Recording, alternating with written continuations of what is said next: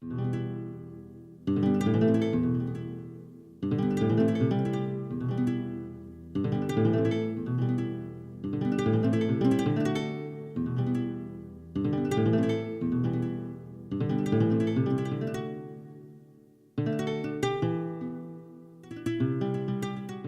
sur parole, Jean-Baptiste Parra. L'invité de notre magazine est aujourd'hui Anne Perrier.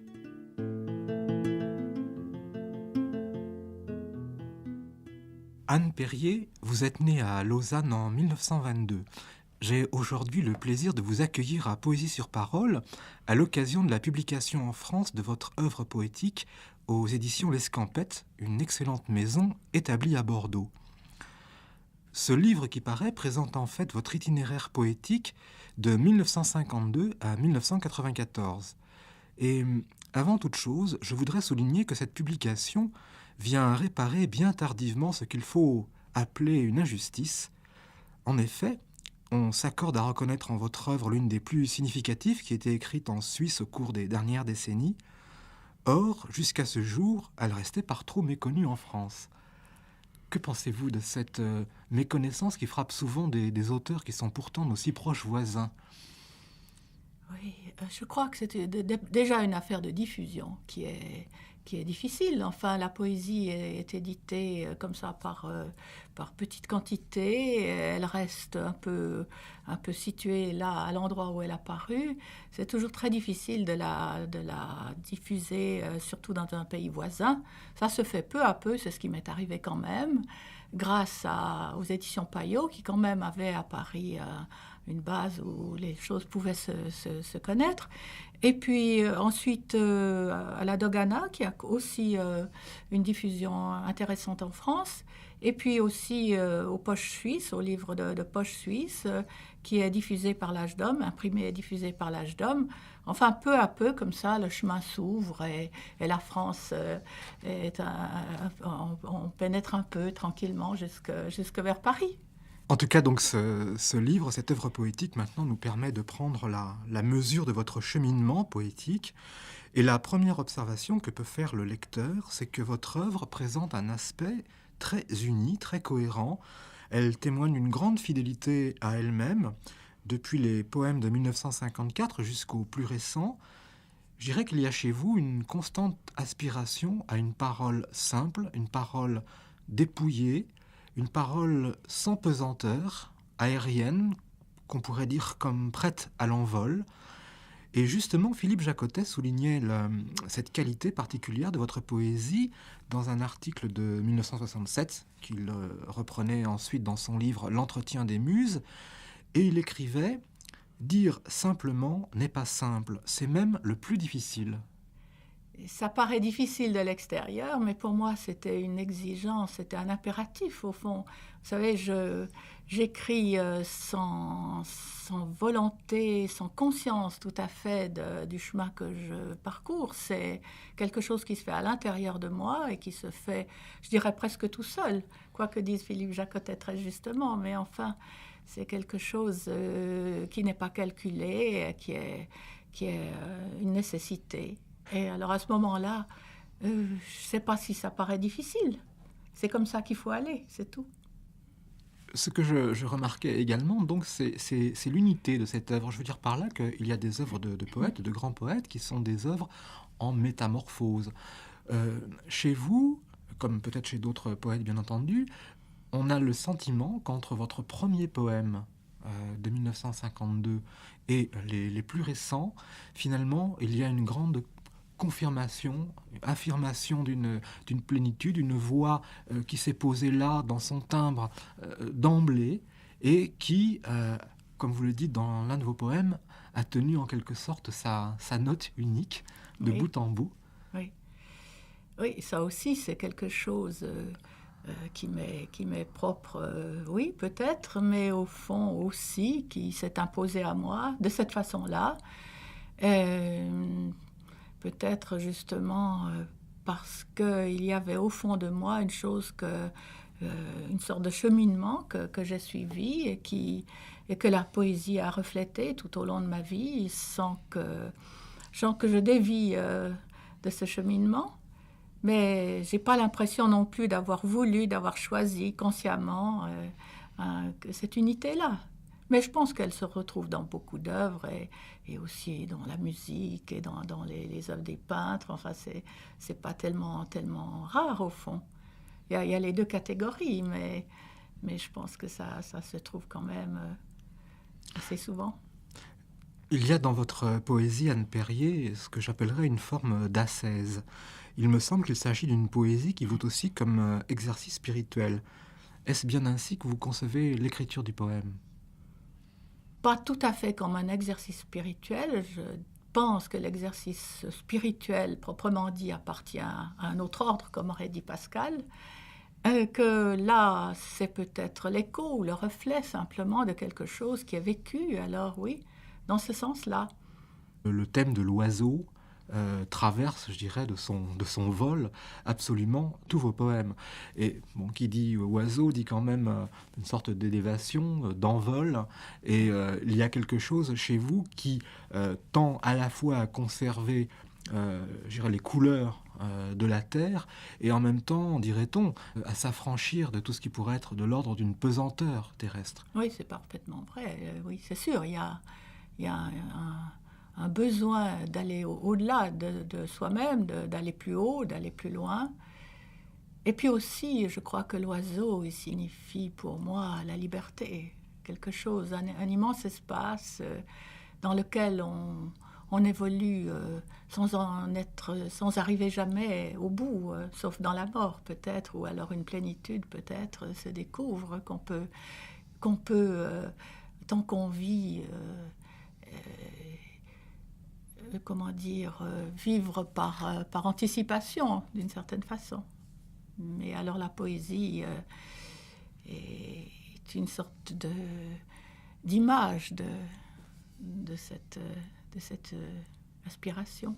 Dans l'un de vos poèmes, Anne Perrier, vous faites allusion à l'arbre du Ténéré, qui est un arbre qui a été détruit en 1973, alors qu'il avait poussé en plein désert Oui. depuis 2000 ans, Oui. et qu'il servait de repère, de point de rencontre Mhm. pour les caravaniers. Mhm. Est-ce que pour vous, cet arbre pourrait être comme une allégorie de la poésie, comme point de rencontre Oui. en plein désert? Alors, oh, ça pourrait l'être. Hein. Je n'ai pas forcément pensé à ça. Au fond, c'est quelque chose qui m'a frappée parce que je l'ai vu, je crois, dans un documentaire une fois et puis dans un livre. Et c'est vrai que ce bel arbre qui rassemblait sous son ombre les gens qui traversent le désert m'a fascinée. Et puis l'idée qu'il avait disparu m'a aussi fait une certaine impression. Et puis j'ai appris que on a creusé un puits à cet endroit et qu'on a trouvé, je crois, à 40 mètres de profondeur, une nappe d'eau qui l'alimentait. Enfin, toute cette vie, au fond, dans un endroit complètement désert où il ne pousse rien, est peut-être l'image de ce que nous pouvons vivre aussi, chacun de nous, à certains moments.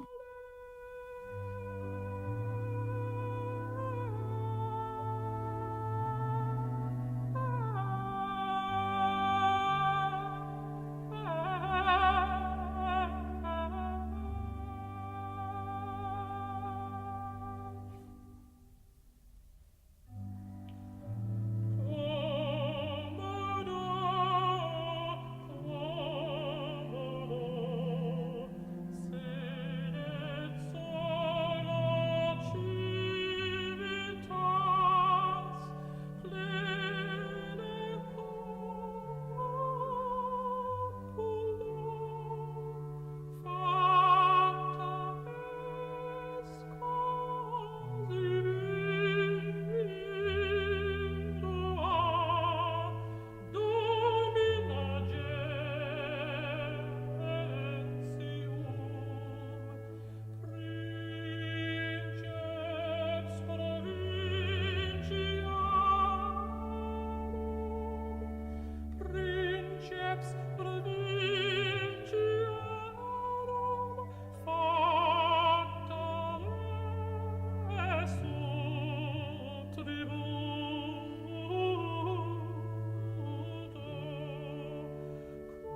Toutes les choses de la terre, il faudrait les aimer passagères, et les porter au bout des doigts, et les chanter à basse voix. Les garder, les offrir tour à tour, n'y tenir davantage qu'un jour, les prendre, tout à l'heure les rendre, comme son billet de voyage, et consentir à perdre leur visage.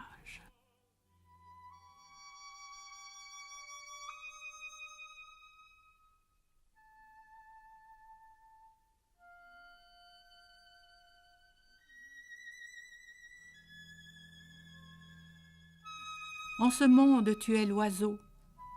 Ne trahis pas l'espace ni le champ. Ce serait beau, déjà, et suffisant, si tu pouvais tenir la note unique que Dieu te destina dans sa libre musique. Joue contre joue, ciel contre ciel, le monde et moi. L'oiseau prend voix dans l'arbre artériel. Depuis longtemps, un même sang abolit la distance. Quelle est cette ombre qui m'appelle? S'il est au monde une souffrance, je suis en elle. Je suis l'enfant des rivières lentes et des demi-jours. Conduisez-moi, je suis l'amante d'un unique amour, trop fière pour pleurer, trop faible pour cacher mes larmes, je vais, sans savoir si je suis partie et si viendra le jour que je mendie.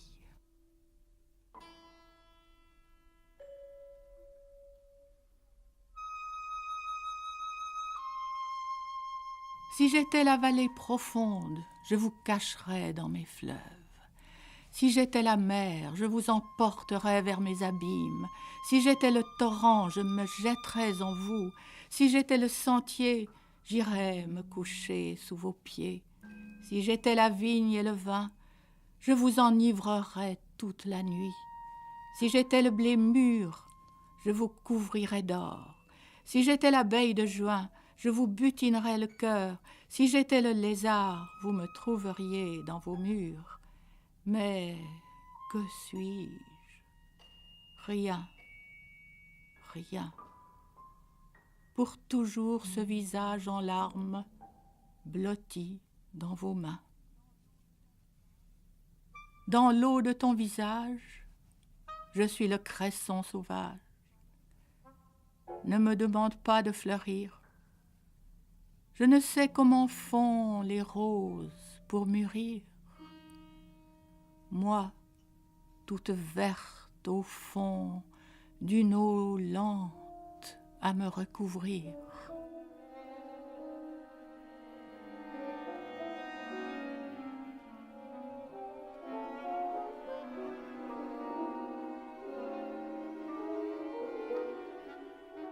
Ce que je connais est plus profond que tous les mots. À côté, c'est en vain que je mets les gages les plus beaux. Nul n'existe. Pourtant, s'il est vrai, ce que je vois n'est rien auprès d'une beauté que je ne connais point.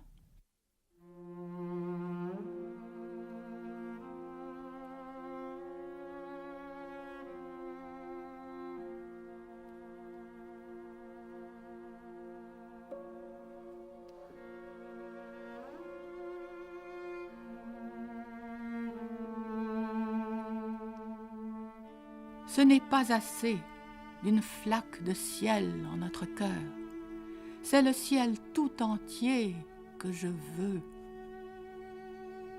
Quand viendra l'heure de s'écouler comme une eau pure dans le lit profond de l'amour? Oh, quand viendra le jour d'être comme une étoffe sans couture? Pauvreté ma demeure, nul autre ne m'attend que toi. Je t'aime et tu me fais peur. Pourquoi? Il n'y a plus de traces. Qui peut me montrer le chemin? Je marche et le temps passe. Une voix dit rien, rien, rien.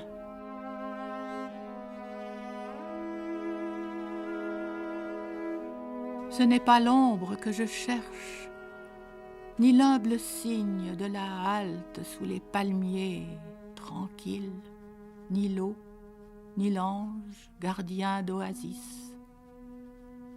Je cherche le chemin qui dure, toujours, toujours, toujours.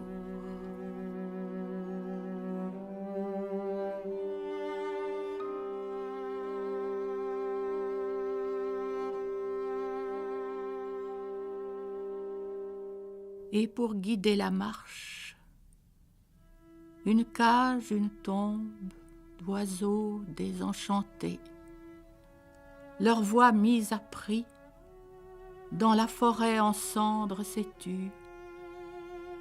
Oh, compagnon d'errance et de ciel.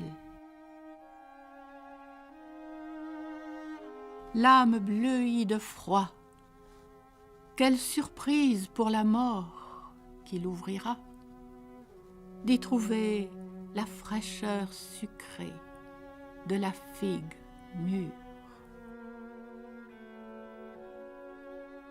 Si je pouvais glisser mon ombre dans la lumière immobile et passer en des mots qui ne soient plus qu'allègement et en vol d'amandier. Oh, rendez-moi la fougue et l'espace et l'audace et la royale autorité du danseur de cordes.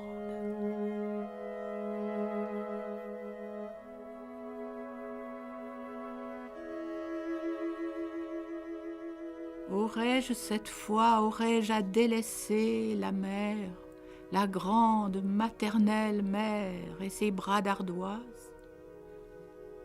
Tant d'adieux,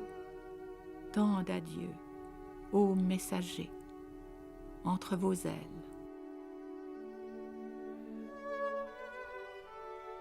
À mon poignet 3 pierres, chaque matin se baignent dans le ciel. 3 pierres de lune, et le ciel est pris pour la prière et pour la rêverie.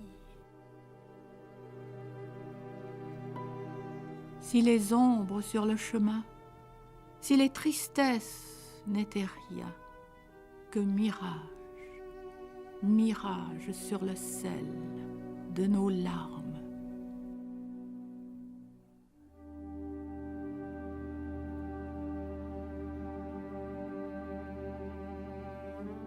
Ce n'est pas, au moment de mourir, tous les cris déchirants de la terre que j'emporterai. Toutes les larmes, non, mais ce rire d'enfant comme un chevreuil qui traverse la foudre. Le bleu des lointains me transperce, et tout le bleu du vent, et jusqu'à l'âme, le bleu cavalier de la mort. Je m'arrête parfois sous un mot, précaire abri à ma voix qui tremble et qui lutte contre le sable. Mais où est ma demeure? Ô village de vent, ainsi de mot en mot je passe à l'éternel silence.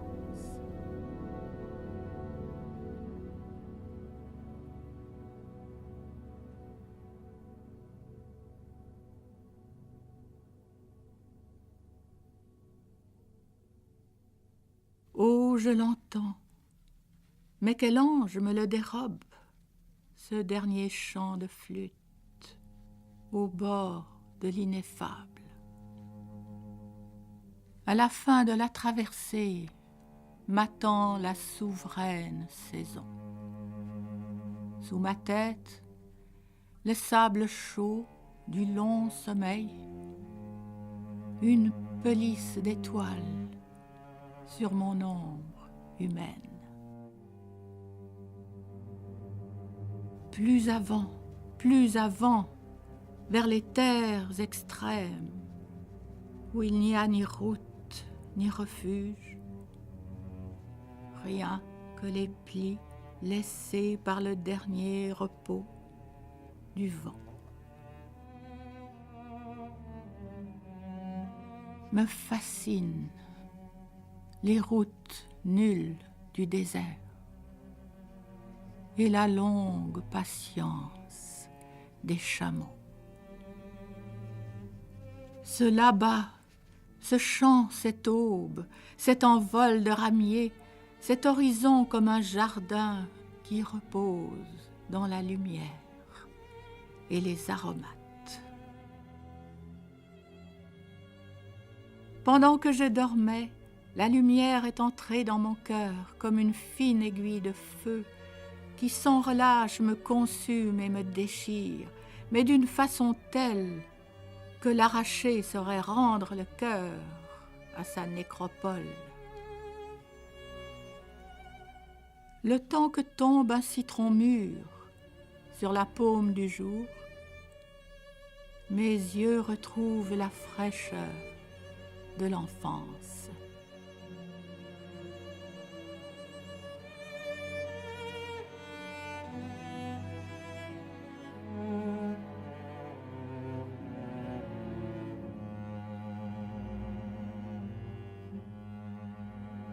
C'est peut-être le sort des vieilles terres de voir leur source peu à peu tarir, ou encore celui du vieux poète, lentement dépouillé de ses larmes qui en tombant essuyait la poussière de ses sandales. Ne me retenez pas si, au détour du chemin, tout à coup, emporté vers les sources du jour, j'escalade le champ du merle. La seule tristesse, c'est de savoir que les jours s'ouvriront comme des lys au fond du temps, que l'amour dans le cœur de l'homme continuera de déployer ses roseraies, que la beauté, comme naguère, embaumera les pas du voyageur et que, sous tant de fleurs, j'aurai les yeux remplis de terre.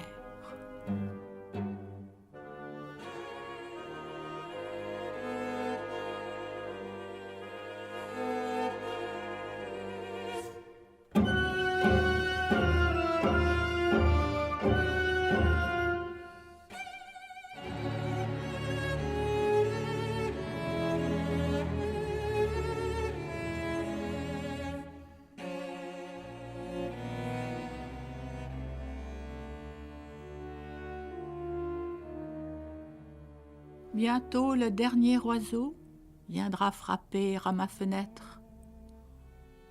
Comment l'entendrai-je, n'ayant plus d'oreilles, et comment le verrai-je, n'ayant plus d'yeux pour les formes terrestres?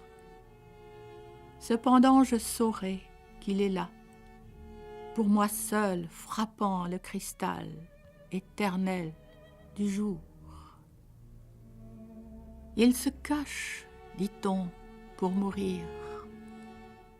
Moi, je dis qu'aucun oiseau jamais ne meurt, mais que très haut parmi l'écume et les tourbillons d'astres, leurs chants de planète en planète bondissent vers leur source.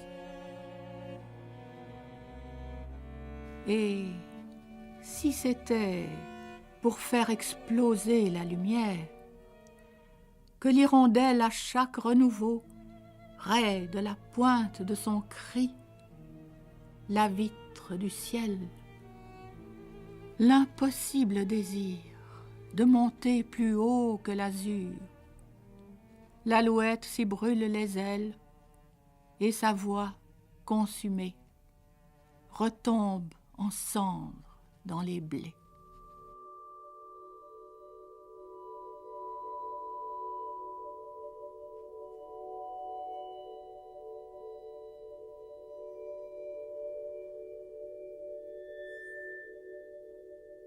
Couronnée d'oiseaux, la mort, quand viendra-t-elle me tendre la fleur d'églantier?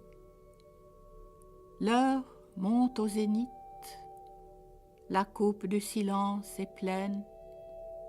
À peine entend-on battre à ma tempe le sang. Ce voyageur qui ralentit le pas au bord de l'ineffable. Désormais, chaque année est une rose extrême dans un vase, près de se briser.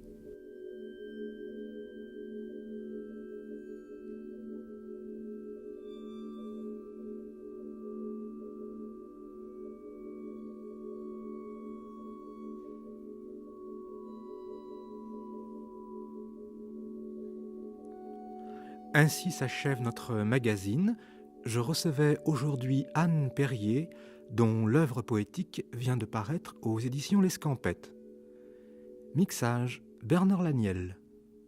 Poésie sur parole, Jean-Baptiste Parra, Dominique Briffaut.